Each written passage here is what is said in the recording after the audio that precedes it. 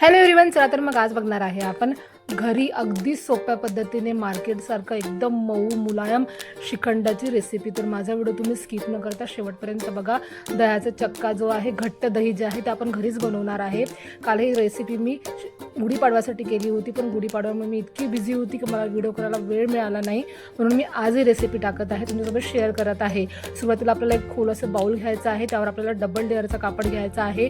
कापड होता होईपर्यंत आपल्याला पांढराच घ्यायचा आहे, कलरचा कापड घ्यायचा नाही, कारण की दही आंबट असते तर कलर रिॲक्शन होऊन कापडाचा कलर द्यायला लागू शकतो। मग तुम्ही होतापर्यंत प्रयत्न करा की पांढरा कापड घ्या, त्याला डबल लेअर करा आणि अशा पद्धतीने त्यामध्ये आवश्यक तेवढं तुम्हाला जेवढं श्रीखंड करायचं आहे तुम्ही तेवढं दही घ्यायचं आहे।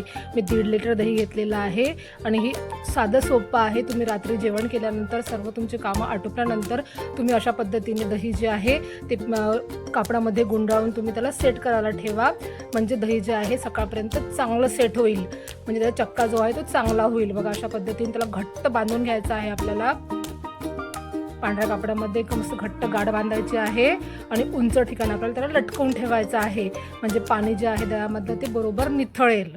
बघा असे घट्ट गाठ बांधायची आहे आपल्याला। आणि बघा मी अशा पद्धतीने भांड्याच्या रॅकला बांधून ठेवलं होतं, एवढी त्यामध्ये गॅप होती बघा, आणि ते ऑटोमॅटिक पाणी निथळत राहते। आणि झोपायच्या पूर्वी एकदा नक्की चेक करा, जर तुमच्या बांधलेल्या गाठीमध्ये आणि दह्यामध्ये जर गॅप पडत असेल तर त्याला परत एका दुसऱ्या कापडाने अशा पद्धतीने व्हिडिओ दाखवल्या पद्धतीने बांधून ठेवा। ज्यावेळी तुम्हाला श्रीखंड करायचं आहे, बघा एवढं पाणी निघालं आहे 1.5 लिटर दह्यामध्ये, तेव्हा ते दही जे आपल्या कापडामधून काढून घ्यायचं आहे। मग व्यवस्थित दही सेट झालेलं आहे। आता हे जे दही आहे ते आपल्याला एका मोठ्या बाउलमध्ये काढून घ्यायचं आहे। परफेक्ट असं दही आपलं सेट झालं आहे, मी तुम्हाला दाखवते। बघा मस्त चक्का तयार झालेला आहे, याला चक्का म्हणतात। घट्ट दही तयार झालेलं आहे। आता तुम्हाला जसं श्रीखंड गोड पाहिजे आहे, जसं पाहिजे आहे तशी तुम्हाला साखर टाकून घ्यायची आहे। पिठी साखरपेक्षा तुम्ही अशी साखर टाका, म्हणजे अंदाज बरोबर कळतो। पिठी साखरचा अंदाज व्यवस्थित येत नाही। आता त्याला पूर्ण व्यवस्थित मिक्स करायचं आहे। साखर लगेच दह्यामध्ये मिक्स होते, त्यामुळे आपल्याला पिठी साखर वगैरे करायची गरज नाही आहे, नॉर्मल साखर टाकायची आहे। त्याला व्यवस्थित मिक्स करायचं आहे आपल्याला। बघा फेटून वगैरे पण घ्यायची गरज नाही, एकदम मऊसूद आपलं श्रीखंड तयार होते। मी तुम्हाला पुढे प्रोसिजर सांगते। आता आपण आम्हाला टाकण्यासाठी विलायची पूड करून घेऊया। तुम्हाला त्यामध्ये थोडंसं जायफळी टाकून घेऊ शकता। थोडंसं साखर टाकायची आहे, याला मस्त आपल्याला कुटून घ्यायचं आहे। विलायची पूड लगेच तयार होते साखर टाकल्यामुळे। बघा छान कूट तयार झालेला आहे। आता हे कूट आपल्याला आपल्या श्रीखंडामध्ये टाकायचं आहे, परत व्यवस्थित मिक्स करायचं आहे याला।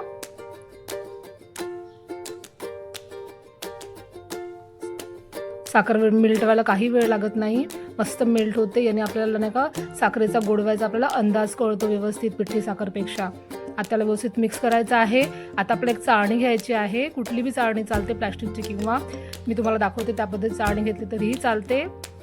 बघा याला मिक्स करून घ्यायचं आहे व्यवस्थित।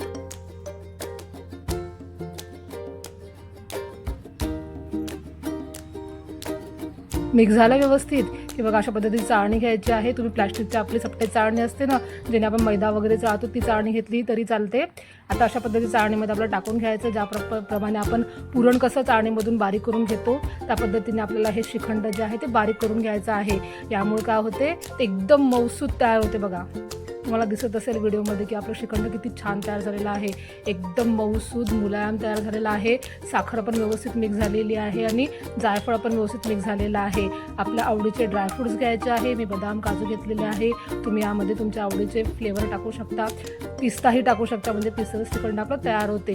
मस्त ड्रायफ्रूट्स टाकायचे आहे, व्यवस्थित मिक्स करायचे आहे आणि घरच्या घरी दह्याच्या चक्क्यापासून बनवलं आपण मऊसूद असं श्रीखंड अगदी सोप्या पद्धतीने।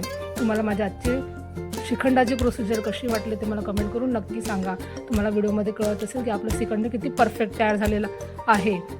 आता हे बाउल आपल्याला फ्रीजमध्ये ठेवायचं आहे आणि सेट करून घ्यायचं आहे, किंवा तुम्ही असंही खाऊ शकता। बघा किती मऊ मुलायम मस्त झालेला श्रीखंड तयार। तुम्हाला माझी आजची रेसिपी नक्कीच आवडली असेल तर माझ्या व्हिडिओला लाईक करा, शेअर करा, कमेंट करा। नवीन असेल तर माझ्या चॅनलला तुम्ही सबस्क्राईब करा आणि मला भरभरून सपोर्ट करा। आणि ही या पद्धतीने तुम्ही एकदा श्रीखंड नक्की ट्राय करून बघा। भेटू नेक्स्ट व्हिडिओमध्ये अशाच नवीन सोप्या रेसिपींसोबत। नववर्षाच्या सगळ्यांना मनापासून हार्दिक शुभेच्छा। बाय बाय ने टेक केअर।